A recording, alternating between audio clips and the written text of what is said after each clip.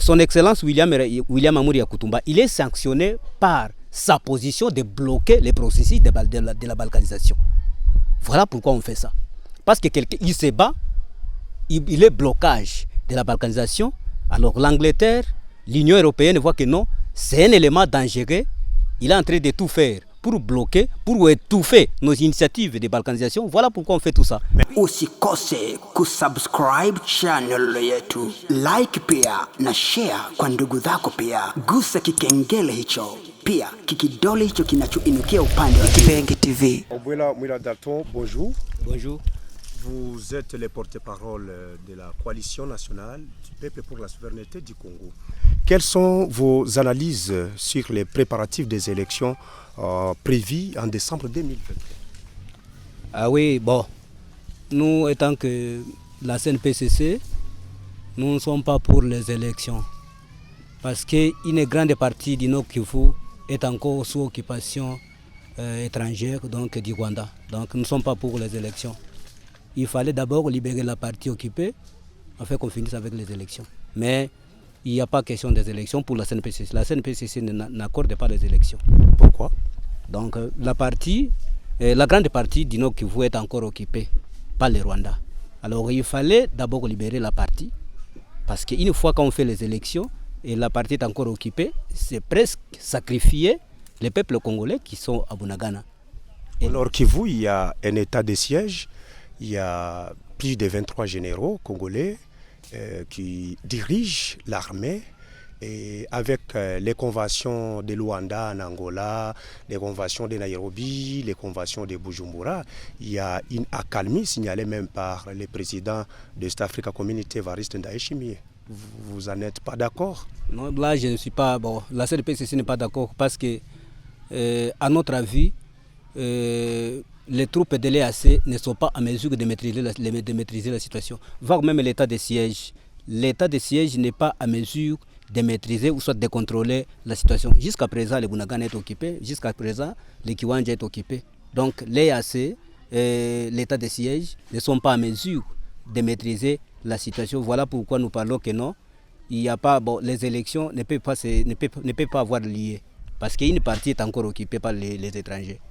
La Commission nationale indépendante, la CENI, les gouvernements, toutes ces deux institutions n'ont pas encore nié, n'ont pas encore signalé qu'il n'y aura pas des élections à cause de cette insécurité au Nord Kivu.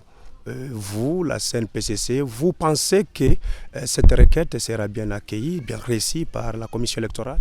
Non, c'est presque sacrifier tout un peuple. C'est presque sacrifier tout un peuple. Parce que là, je ne vois pas comment... On ne peut pas distinguer la CENI et le gouvernement. Parce que ce sont les oiseaux de même plumage. Voilà pourquoi nous parlons. Si la CENI accepte que les élections aient lieu, c'est-à-dire elle est à complicité avec les mêmes ennemis qui nous agressent. Parce qu'une fois, quand on fait les élections, le peuple de Bunagana, la population de Bunagana n'a pas été enrôlée. Alors, quelqu'un qui n'a pas été enrôlé, comment est-ce qu'il va faire les élections? Vous préférez qu'on fasse encore l'enrôlement à Bunagana? Il fallait d'abord enrôler la population de Bunagana et le reste. Quand on finisse avec l'enrôlement de la population de Bunagana et le reste, là on peut aborder la question des élections. Mais si on fait les élections à Kinshasa, Lubumbashi, Kasai, Sud Kivu, le Bunagana n'est pas sous notre contrôle, c'est-à-dire nous sacrifions cette partie. Et c'est ce qu'on ne peut pas accepter. Nous vous avons suivi par les réseaux sociaux, vous parlez des infiltrations dans les institutions différentes en République démocratique du Congo. Quelles leçons la CNPCC voulait donner au peuple congolais? Oui, l'infiltration dans notre pays est jusqu'au sommet. C'est-à-dire dans le gouvernement, dans l'armée, dans les services de sécurité, dans les services générateurs de recettes, partout, nous constatons l'infiltration. L'infiltration, dans un premier lieu, dans le gouvernement, nous avons les ministres étrangers. Par exemple, Alexis Gisaro, c'est un étranger, c'est un sujet rwandais. Aujourd'hui, c'est un ministre. nous avons Moïse Nyarugabo. Sujet rwandais, selon la CNPCC, selon la Constitution, parce que rare des fois, on peut voir un étranger ministre dans un autre pays. Il a été enrôlé par la CENI. Non. Moïse Nyarugabo, c'est un sujet rwandais. Ça, c'est selon la CNPCC. Ça, ce n'est pas une constitution qui est passée par de bonnes voies. Parce que les textes constitutionnels n'ont pas été vulgarisés. Voilà pourquoi nous déconsidérons cette constitution et surtout les articles qui auraient accordé les nationalités à ces sujets rwandais aux étrangers. Mais le peuple est représenté par les élus? Non. Les élus par rapport à quoi? Moïse Nyarugabo, il est bel et bien reconnu étranger. Azarès Roubert est bel et bien reconnu étranger. C'est-à-dire le gouvernement infiltré, l'Assemblée nationale, le Sénat infiltré. Tout le monde là, ce sont les sujets étrangers. Qu'est-ce que vous pensez par rapport à cette situation? Nous pensons d'abord à l'expulsion de tous ces gens. L'expulsion de tous les étrangers qui se trouvent dans le gouvernement, dans l'armée, ainsi de suite. Donc dans toutes les institutions du pays, là où nous constatons l'infiltration, il fallait d'abord l'expulsion de tous ces sujets. L'autorité morale de la CNPCC, M. William Amouri Yakutumba, a été sanctionné par l'Union européenne l'année passée, suivi par la sanction des Royaumes-Unis. Vous en êtes conscient ou comment? Premièrement, il est sanctionné parce qu'il se bat pour son pays. Est-ce que ça a de sens? Ça n'a pas de sens. Quelqu'un qui se bat pour son pays, comment est-ce qu'il peut être sanctionné par un autre pays? Est-ce que vous avez déjà entendu un rebelle, par exemple, au Kosovo, à l'époque, au Kosovo, il y a eu un rebelle qui s'appelait Slobodan Milosevic. Il a semé des terrelles au Kosovo. Est-ce qu'il a été sanctionné par un seul chef de l'État africain? Et tant qu'Africain, moi je parle de ça, c'est une colonie mentale. C'est une colonie. Et c'est la nouvelle colonie. Donc, en un mot, son Excellence William Amouri Yakutumba, il est sanctionné par sa position de bloquer les processus de la balkanisation. Voilà pourquoi on fait ça. Parce que quelqu'un, il se bat, il est blocage de la balkanisation. Alors l'Angleterre, l'Union européenne voit que non, c'est un élément dangereux.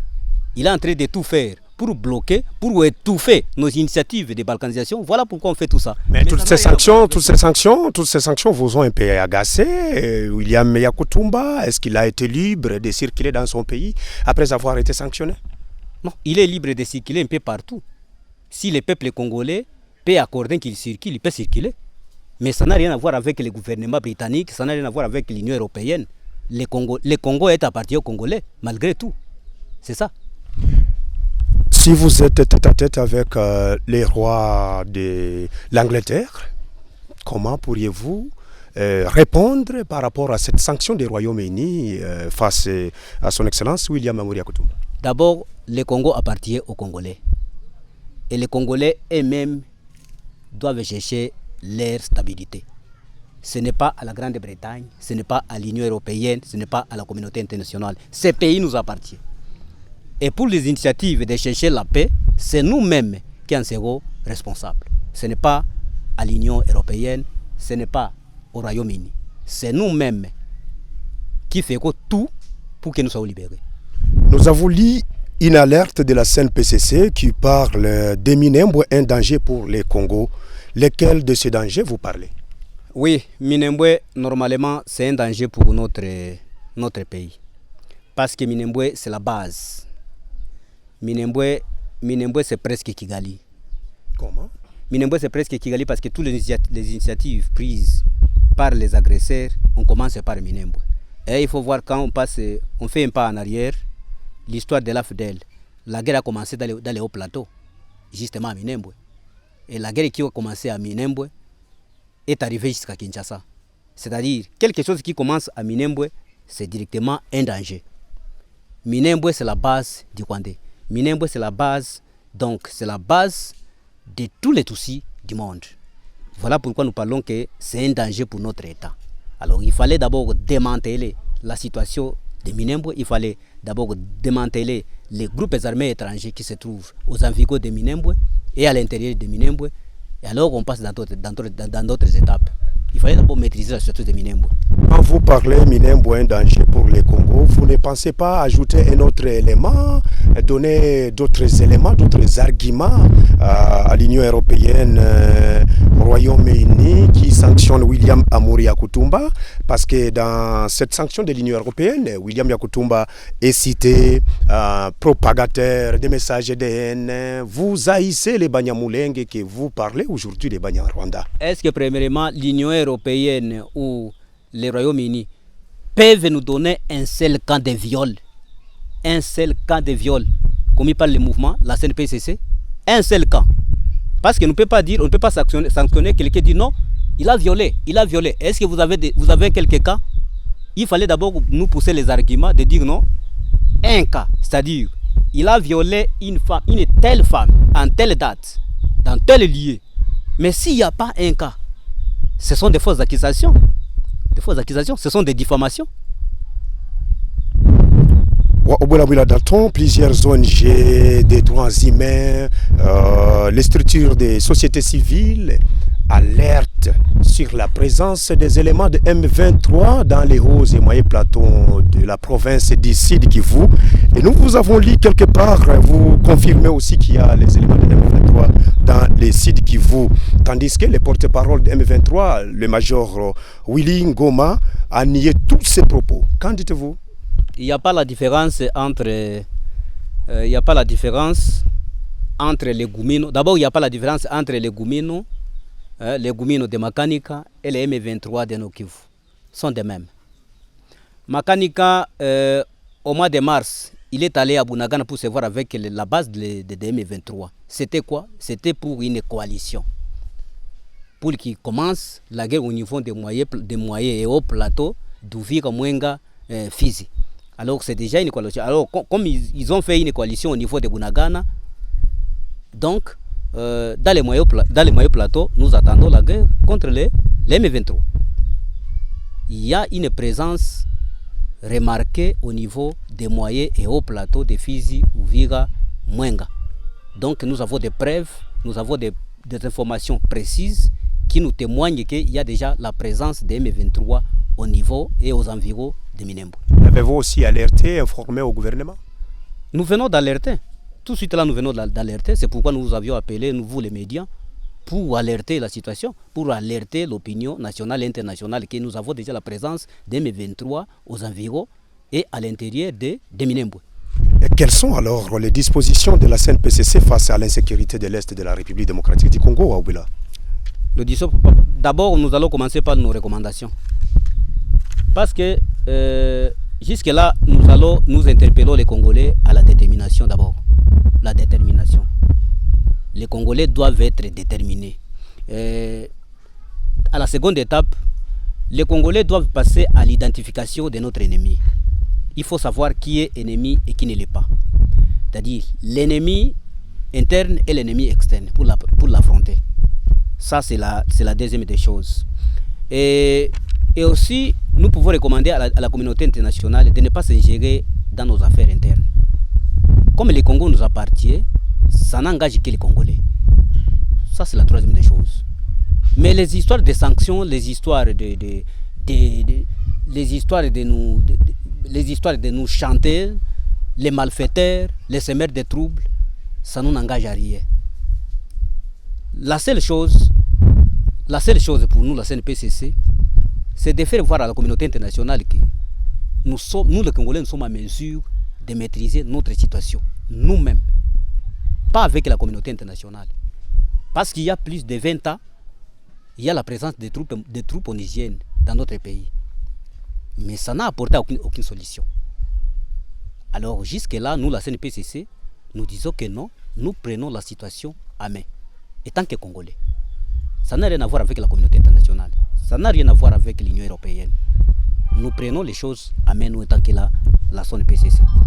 Et alors, nous avons une autre recommandation au gouvernement et à l'armée congolaise, c'est-à-dire au FARDC. Comme nous l'avons dit, le FARDC est infiltré, le gouvernement est aussi infiltré. Il fallait songer sur l'intérieur de l'armée. L'intérieur de l'armée, c'est quoi? Si vous avez encore les généraux au sein de l'armée, voulez-vous que cette armée face à un combat contre le Rwanda, et vous avez les frères de Kagame, vous avez les frères de Kagame au sein de votre armée? Voulez-vous que cette armée soit forte et pourtant vous avez les frères de Kagame à l'intérieur de cette armée? C'est non. Il fallait d'abord expulser tous les généraux et officiers supérieurs et tous les sujets rwandais se trouvant dans l'armée. Et aussi, les ministres, il y a les ministres tels que l'Alexis Gisaro. Ces ministres, comment voulez-vous que ces gouvernements soient forts pendant que dans ces gouvernements, il y a les infiltrés. Dans ces gouvernements, il y a les sujets rwandais qui nous agressent. Il fallait d'abord songer sur tout ça.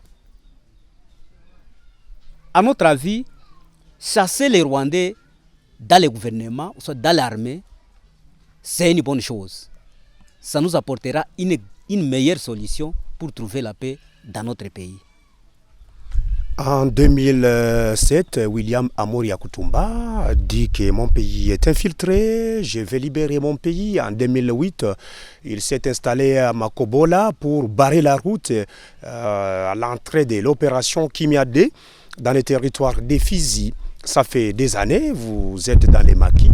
Est-ce que vous pouvez tracer un petit bilan dans une des minutes, bilan positif de la CNPCC? Nous avons un bilan, monsieur le journaliste, nous avons un bilan positif. Parce qu'à l'époque, quand on a commencé les maquis, tous les Congolais nous considéraient ennemis. Les Congolais nous considéraient ennemis de ce pays. Mais aujourd'hui, au moins, avec les années que nous venons de faire dans les maquis, tout le monde vient de comprendre que réellement ce qu'on faisait dans les maquis était réel et était vrai. Donc les Congolais au moins ont compris que ce qu'on faisait dans les maquis c'était réel. Les Rwandais étaient vraiment les ennemis de ce pays. Ça c'est un bilan positif parce que tout le monde est déjà convaincu que c'est les Rwandais qui nous agressent. C'est les Rwandais les mal dit du Congo. C'est à partir de la CNPCC. Donc ça c'est déjà un bilan positif. Tout le monde est convaincu que les Rwandais nous agressent. Tout le monde est convaincu que les Rwandais c'est le mal dit Congo. Un bilan positif. C'est ça, monsieur le journaliste. Nous sommes à la fin de cette interview. Monsieur Waubela Mwila Dalton, peut-être vous avez un élément d'ajout pour clôturer. Bon, élément d'ajout, c'est toujours où nous parlons de la détermination et nous parlons de l'identification de l'ennemi pour l'affronter. C'est ça le seul mot de clôture que nous pouvons faire. Waubela Mwila Dalton, porte-parole de la Coalition nationale du peuple pour la souveraineté du Congo, nous vous remercions de nous avoir accordé cette interview. C'est moi qui vous remercie, messieurs les journalistes. Merci beaucoup. Usikose kusubscribe channel yetu, like pia na share kwa ndugu zako pia. Gusa kikengele hicho, pia kikidole hicho kinachoinukia upande wa Kipengi TV.